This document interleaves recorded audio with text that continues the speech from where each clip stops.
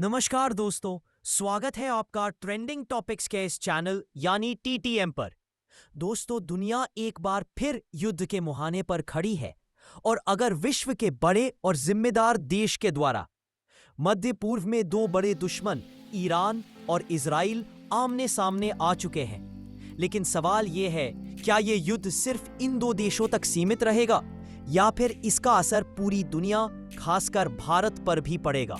इस वीडियो में हम बात करेंगे ईरान इजराइल संघर्ष की जड़ें, मौजूदा हालात और भारत पर इसके आर्थिक, राजनीतिक और रणनीतिक असर की। वीडियो को अंत तक जरूर देखें और चैनल को सब्सक्राइब करना ना भूलें। युद्ध की पृष्ठभूमि के बारे में बात करें तो सबसे पहले बात करते हैं इस संघर्ष की पृष्ठभूमि की। ईरान और इजराइल के बीच दुश्मनी नई नहीं है। ईरान खासकर 1969 की इस्लामी क्रांति के बाद इजराइल के द्वारा सीरिया में ईरानी ठिकानों पर एयर स्ट्राइक करना, यहां तक कि अप्रैल 2025 में इजराइल के तेल अवीव पर ड्रोन हमला हुआ, जिसका आरोप ईरान पर लगा। इस सब के बीच अमेरिका की भूमिका भी अहम है। अमेरिका इजराइल का सबसे बड़ा सहयोगी है और ईरान पर पहले से ही कई प्रतिबंध लगाए गए हैं। वर्तमान समय में आखिर युद्ध की ताजा स्थिति क्या है? वर्तमान समय में यानी साल 2025 के मध्य में हालात और बिगड़ चुके हैं। ईरान ने दावा किया कि उसका एक वरिष्ठ सैन्य अधिकारी इजराइल के हमले में मारा गया। इसके जवाब में ईरान ने सीधे इजराइल पर मिसाइलें दागी। इजराइल ने भी जवाबी कार्रवाई करते हुए तेहरान के पास कई ठिकानों पर हमला किया।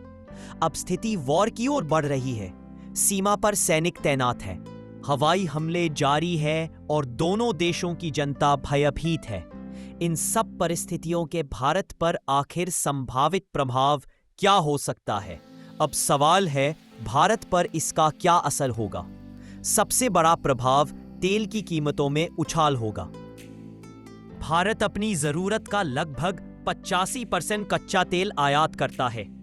ईरान और मध्य पूर्व से भी भारत को बड़ी मात्रा में तेल आता है। युद्ध के कारण तेल आपूर्ति पर नकारात्मक असर पड़ेगा, जिससे कीमतें 100 रुपए प्रति लीटर से भी ऊपर जा सकती है। विदेशी संबंधों में भी जटिलता देखी जा सकती है। भारत के अच्छे संबंध दोनों देशों यानी इजराइल और ईरान दोनों से है। ईरान के साथ चाबहार पोर्ट और एनर्जी टाइप्स है, जो पाकिस्तान के विरुद्ध जियोपॉलिटिक्स में पॉजिटिव इफेक्ट देता है, जिससे पाकिस्तान को भारत कभी भी कंट्रोल कर सकता है। इजराइल जो है वह भारत का बड़ा रक्षा पार्टनर है, जिनसे ड्रोन्स, मिसाइल, रडार भारत को आयात के रूप में मिलते हैं। इसलिए भारत को बड़ी सावधानी से कूटनीतिक संतुलन बनाना होगा, जिससे कि इजराइल और ईरान से दोस्ती निभाई जा सके और इसका फायदा अपने देश को मिल सके। भारतीय प्रवासियों पर भी इजराइल और ईरान युद्ध का नकारात्मक असर पड़ेगा। हजारों भारतीय मध्य पूर्व में काम करते हैं। अगर यह युद्ध खाड़ी देशों तक फैलता है तो वहां से भारतीयों की सुरक्षित वापसी करनी पड़ेगी, जैसा हमने 1990 के खाड़ी युद्ध में देखा था। यह करना भारत के लिए युद्ध के समय बहुत ही मुश्किल भरा टास्क को कंप्लीट करना होगा। सिक्योरिटी और आतंकवाद पर भी इस्राइल और ईरान युद्ध का असर भारत पर पड़ेगा। ईरान के कई समर्थक गुट भारत विरोधी आतंकी संगठनों से जुड़े हुए हैं। अगर तनाव बढ़ता है तो भारत में आतंकी गतिविधियां बढ़ सकती है, जिसका असर नॉर्थ ईस्ट राज्यों, जम्मू कश्मीर एवं अन्य संवेदनशील स्थानों पर भी नकारात्मक प्रभाव पड़ सकती है। इस्राइल और ईरान का युद्ध का असर भारत की व्यापार और निवेश पर भी पड़ सकता है। विदेशी निवेशक युद्ध की अनिश्चितता से डरते हैं, जिससे कि विदेशी निवेशकों के द्वारा भारत में निवेश करने में संकोच करेंगे, जिसका नकारात्मक असर भारतीय स्टॉक मार्केट और रुपए की वैल्यू पर पड़ सकता है। आखिर इस्राइल और ईरान के युद्ध के दौरान भारत को क्या करना चाहिए, जिससे कि भारत को कम से कम नुकसान हो या फिर ऐसी स्थिति का फायदा मिल पाए जिससे कि भारत के विकास में किसी भी तरह का अड़चन ना आए? भारत को न्यूट्रल रहना जरूरी है, लेकिन बैलेंस बनाना और भी जरूरी है। इन्हें ईरान और इजराइल के साथ साथ अन्य संबंधित देशों के साथ भी कूटनीतिक चैनल खुले रखने होंगे। दोनों देशों से संवाद बनाए रखना होगा। भारत को यूनाइटेड नेशन में शांति बहाल करने की अपील करनी चाहिए।